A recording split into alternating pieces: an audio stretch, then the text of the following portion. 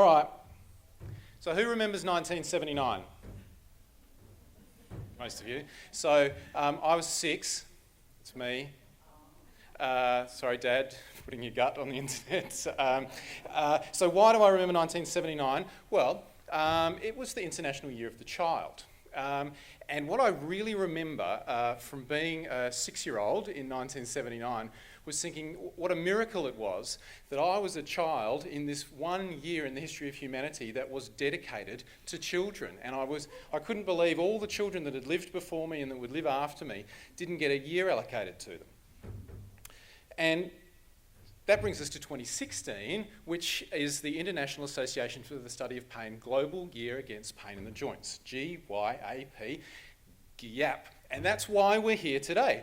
We're here for this really important event and a really important year for everyone who lives with joint pain, which is a lot of people. So it's really hard to make GYAP-related jokes, so I'm not going to even try. But what I want to ask you all is how many of you do you think are getting to have the same experience that I had in 1979, which is to live with a year that's all about you? How many? How many in this room? A lot. How many in Australia do you reckon? Well, you've just heard about childhood arthritis, common. You've heard about adult inflammatory arthritis, common. But what about osteoarthritis? Common? Super common. About 1 in 13 Australians, it's probably more than that, but about 1 in 13 Australians live with painful osteoarthritis. So it's one of the leading causes of disability all around the world, and it's going to increasingly become a prominent cause of disability worldwide. Not just that, it's really expensive. It costs Australia about $1.6 billion, possibly more, every year treating people with osteoarthritis. So what is this thing, osteoarthritis? When we sort of conjure up an image in our head of osteoarthritis, it's often a little bit like this. It's sort of an older person who's really disabled by knee pain. And that's true to an extent, but I'm going to tell you that it's a little bit more complicated than that. So firstly, what joints does osteoarthritis affect? Well, it is the knees commonly, but it's not just the knees. It's also a lot of other joints, particularly the hips, also the lower back, the hands. So hand arthritis is really disabling. I hope everyone's really impressed by my x-rays. Yeah, good. And it can be some joints you don't think of so much. So it can be the ankles, it can be the shoulders. That's so cool. All right. So what is osteoarthritis? When I was at medical school, we really were taught that osteoarthritis is a problem with the cartilage in the joints. You've got this beautiful, lovely, shiny cartilage on the inside of the joints, makes everything rub smoothly, and if it wears away, then you've got bone on bone, and that's what hurts. But it's more than that. It's not just the cartilage, it's also the lining of the joint, it's the bone in the joint, it's the ligaments, the nerves, the joint capsule, the muscles around the joint, it's the nerves, as Bethan told you, it's the spinal cord, and it's your brain. So osteoarthritis is really a problem of the whole person. So if that's the case, what causes osteoarthritis? Well, it certainly can be injury. And so number 53's left knee is going to be sore in the future. But what we're learning increasingly is that you don't have to have injuries like this to develop osteoarthritis. There's lots of other things that factor into osteoarthritis. One of them is your genes. So you have to choose your parents really wisely. It's really important. But that's not the whole story, because you can have identical twins who turn out really quite different. And one might have arthritis and one might not. So there must be other factors that occur during the lifetime that contribute to your risk of getting osteoarthritis. And the one that we really think about these days is obesity. It's a really big contributor to your risk of osteoarthritis. And more than that, if you've got osteoarthritis, then there are certain factors that increase or decrease your risk of getting pain from your osteoarthritis. So obesity and inactivity is also one of the factors that can make your joints hurt worse, whether you've got arthritis or not. So these are some factors that we can actually do something about, and then there are some other things that might influence the way we experience osteoarthritis that we can't do so much about. So everyone who's got arthritis knows that the weather influences their pain. There's some excellent research being presented in a poster downstairs which didn't really find an effect of weather in fibromyalgia, but there is some evidence that it has an effect in osteoarthritis. But here's the interesting thing. Even though we sort of know that injuries and genes and all these things can contribute to people developing the sort of osteoarthritis that we see on an X-ray, like the X-rays we saw before, what we're learning now is that there's a lot more to it than that. So sometimes it seems simple. You get someone like Evel Knievel. So all of you who put your hand up and could remember 1979 can also remember who Evel Knievel was. And so it's not a huge surprise that Evel Knievel's on a motorised scooter these days. But there's plenty of people who didn't live Evel Knievel's life who also end up being disabled like this. So what does that tell us about osteoarthritis? Well, the first thing it tells us is that when we do tests and scans, that it doesn't tell us the whole story. Now, what type of scan is this? Right, so the answer is CAT scan, but I was also going to accept PET scan, so very good. And I couldn't think of a third one. I was up all night trying to think of a third one, and I just can't think of a funny one. But the scans really don't tell us that much, okay? Because what's the worst thing about living with osteoarthritis? Yeah, pain. And scans don't tell us about that. Osteoarthritis can really hurt, and it can really affect your life. But it's interesting. So this is one of Darwin's favourite sons. Who is this? This is the great Andrew McLeod, 300-game champion for the Adelaide Crows, two-time Norm Smith medalist, 97, 98, one of the greatest AFL footballers of all time. And I hope Andrew doesn't mind me telling you this, but I've seen his right knee, and it sticks out on a funny angle these days. And I've seen his MRI scans, as a matter of fact. And you would swear that he's got a terribly arthritic, disabling right knee. Whereas in fact, I know for a fact that he runs about 6 kilometres a day. He goes to the gym all the time. He's in his 40s now, and he looks fitter than everyone in this room. And here's another example. Does anyone know who this is? Special prize if you know this one. This is for cycling nerds only. No. So this is Floyd Landis. Floyd Landis was the winner of the 2006 Tour de France. And he had such severe arthritis of his right hip at the time of winning the Tour de France that he couldn't actually swing his leg up onto his bicycle. And 2 weeks after he won the Tour de France, he had to have a hip replacement. Now, he was on a lot of erythropoietin at the time, but that doesn't have anything to do with it. What it really tells us is what you've already learnt today from those really brilliant presentations by Pavla and Bethan, and that is that the brain's really important in all of this, because it's your brain that's got to summarise all the signals that come from your joints and a whole bunch of other information and turn that into a message that you can understand.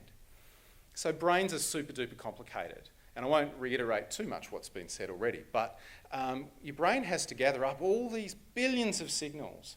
And it's not just the signals from your joints. Your brain's got to think about your genes, it's got to think about your past life experiences, it's got to think about the weather, it's got to think about how you feel that day, how you slept last night, and all of these things add up to that experience of pain.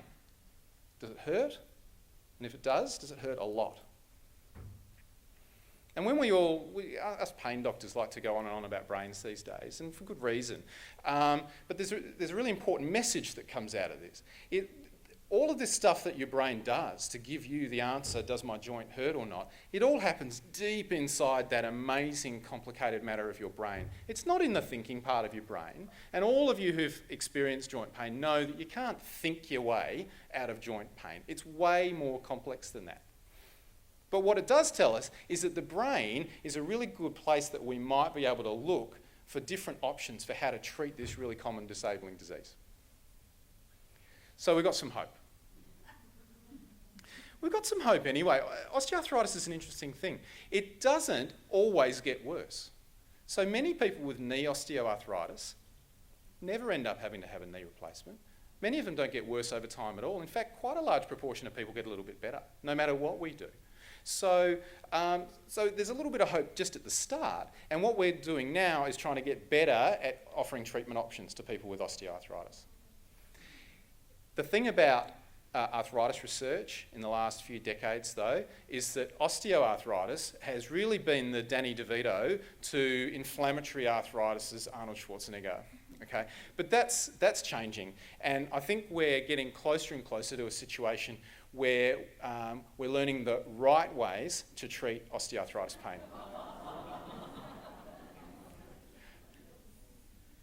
All right, so I want to talk briefly about what doctors might do to help your osteoarthritis, and then what you might do to help yourselves about osteoarthritis. So we've known since really the dawn of time that humans have liked taking stuff to try and treat their arthritic joints. So here's a cure from back in 1846 that it really is a lot of botanicals and roots and the like, which may or may not be effective, but of course it's all mixed in with a quart of rye whiskey, which is probably why this cure might have been effective. So here's what doctors like to do. We're trained to do it, we can't help ourselves. We like to prescribe medicines. And medicines are an important component of treating osteoarthritis, but they're not the whole thing. So I want to talk briefly about two medicines. The first one's paracetamol, Panadol, Panamax, Panadol Osteo, and the like. What we're learning is that it doesn't work very well for osteoarthritis. So it might work for some people, and it's pretty safe. No drug's perfectly safe, but it probably doesn't work really well for most people. So what I tend to recommend these days is give it a go, but if it really doesn't work for you, don't feel obliged to take it every day forever and ever and ever, even if that's what your doctor says. Tell your doctor if you're stopping it, but stop it with good reason if you need to. The second class of medications that doctors like to give for osteoarthritis is the anti-inflammatory drugs. Brufen, Nurofen, Celebrex, Mobic, Indocid, etc., etc., etc. Now, these drugs are great. They really work, right? They work quite well for a lot of people. The big problem with them, of course, is that they are not for everybody.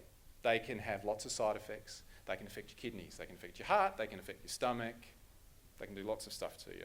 So they may not be a great long-term option for everyone, but they might be a good option for many people some of the time, and for a few people for most of the time. So that's something that really needs to be discussed with your doctor to work out exactly whether these drugs are right for you or not. But we don't have a lot of prescription medications, so if we're chucking out paracetamol and we don't like anti-inflammatories for people, that kind of leaves us with the stronger stuff. And to cut a really long story short, the stronger stuff is not good for you. The other thing that we've learned recently, we knew forever that opioid-type drugs, morphine drugs, aren't that good for you. What we've learned recently is that they also don't work very well. They really don't work very well at all. And even at higher doses, they don't work very well. And they cause lots and lots and lots of side effects. They cause short-term side effects, they make you constipated, they make your head fuzzy, they make you not think right, they change your personality. But they also have all these long-term effects that people have probably not realised so much. They make you fat. They reduce your immune system. They thin your bones.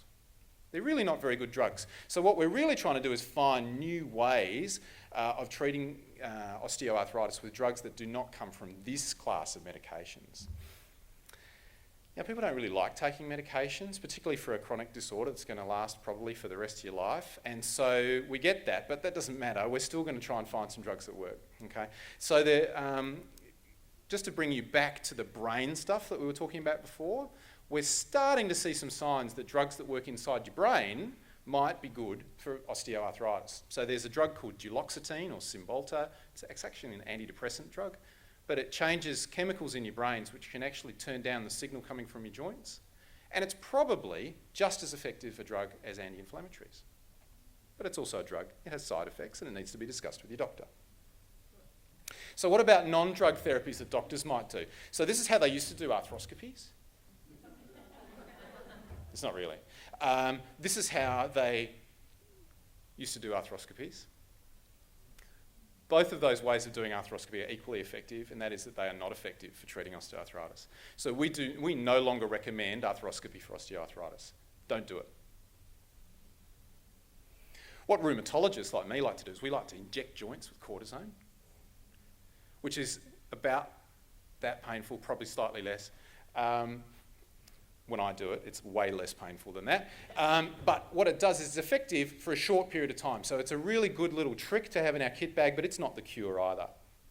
Then we've got therapies that you can put on, Voltaren gel, capsaicin cream, that's like chili powder on your joints. These things actually work quite well, and we probably underuse them because they're really safe. So these things are always worth a try. But what about newer therapies? Everyone wants to know whether stem cell therapy is going to fix your knee, and it might, but at the moment it doesn't. And there's lots of people who want to take a lot of your money to put stem cells into your joints, and my advice to you would be don't agree to that at this point in time, because no one's proven that that works.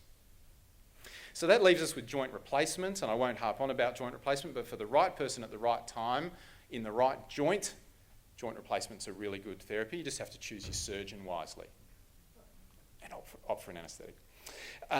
Okay, so the best way of treating osteoarthritis is really confusing for doctors. You know, we've got kind of all these options. None of them are great. We have to weigh up lots of things. So we're kind of a little bit stuck. So that's where the osteoarthritis sufferer comes in, because there's lots of things that you can do for yourself. Now, champagne's one option. I don't recommend that either. But there are lots of options that you can undertake to help yourself to live with your osteoarthritis and to improve it. And becoming educated about pain and about arthritis is a really, really good step. And I've put this first on the list today to congratulate you all, because everyone who's here is an arthritis sufferer has come here to educate themselves. And it's a really positive thing to have done, so well done. And there's lots of other ways that you can do it. The Arthritis Foundation, so Arthritis Australia, Arthritis and Osteoporosis NT, Arthritis SA, etc., are a wealth of information. Arthritis SA is a magnificent organisation and has got a great website, hasn't it, Julie? And so I'd recommend that to you. And there's lots of other resources, including some really good books. I'm going to plug a book. This book's called Explain Pain. I'm not plugging it because I'm friends with the authors, Butler and Mosley, but it is probably the best book at learning about pain stuff that I'm aware of. All right, so let's talk about exercise. Exercise is really important. Now, it's not just about losing weight, although that is important. But exercise has all sorts of benefits in people who've got osteoarthritis, whether you lose weight or not. And it doesn't matter what type of exercise you do. You've just got to do it, and you've got to do it regularly. So it can be in the water, it can be on the land, it can be walking, it can be cycling. It doesn't really matter, but it's really important that it's done. And if it's got a little bit of a strengthening component to it, make your leg muscles stronger in particular if you've got leg arthritis, then that's really, really important. So exercise is in fact at least as effective as medications, we think. And it doesn't have to be super hard, it doesn't have to be like this, just really small amounts. And when it comes to weight loss, even small amounts of weight loss can make a big difference. If you can lose 10% of your body weight, so if you're 100 kilos and you can get down to 90 kilos, then that's associated with about chances of reducing your pain by half, through weight loss alone. All right, so what about diet? Everyone wants to know about whether what we eat makes you better or worse. And so everyone wants to give you advice. Eat this, eat that, be paleo, whatever. And we're not very good at giving you really good advice, but eating well is probably really important. We've had a lot of education in the last 24 hours of this conference that would tell us that eating lots of fibre is really good for you, so fibre. Now, what are some good resources? Well, again, I'm not plugging this book because I'm friends with the author, even though I am, but some rheumatologists in Sydney have just produced this book with their dietitians, and it's a really, really good practical cookbook, and it's available online. I can tell you how to get it later if you'd like. All right, so what about glucosamine? Who here who's got osteoarthritis has taken glucosamine or chondroitin or both? No, okay. Does it work? That's the exact right answer. Did you? I'll reproduce the answer. And that's exactly what the science tells us. It probably doesn't work. If it's going to work, though, it takes a little bit of time to get there. So here's my advice. If you want to try it, it's safe to try. It does cost a little bit of money, and so I would recommend you try it for at least 3 months, maybe 6 months. But if you're no better at the end of that time, then you stop it, and don't continue to purchase it. And now we've got all these other miracle foods that people are talking about. Does everyone know what this is? Yeah, turmeric, right? So curcumin, it's the new wonder food. You know, you go to the supermarket now and it's got turmeric roots there. That never used to be the case. Does it work? Well, we don't know. We don't know. Does it work? Yeah, okay. So, yeah. So we're awaiting the science on this. Now, what about fish oil? I don't know if you can see that very well. That is a man sitting inside of a whale carcass, which is how people used to treat arthritis. It's hard to come across whale carcasses. But so marine fats have been popular for a long time. So fish oil, we love fish oil. In Adelaide, we really love fish oil. Does it work for osteoarthritis? Well, unfortunately, it doesn't seem to work very well for osteoarthritis pain. So for a long time, we thought it probably would. And then some of my colleagues went and did a really good study to see if it did, and it turns out that it doesn't. So then what about things you can do to help your own brain mechanisms? Brains are amazing. What direction is this train going? Is it going into the tunnel or out of the tunnel?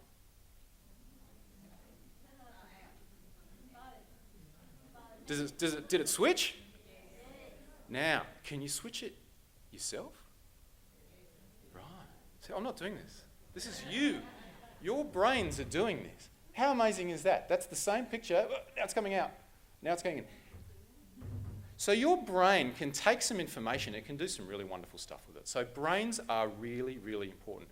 Also, I like this because it says mind the gap, which reminds us about the gap here. So technologies that help to improve your brain are increasingly popular. And again, there's lots of people who are going to try and sell you stuff.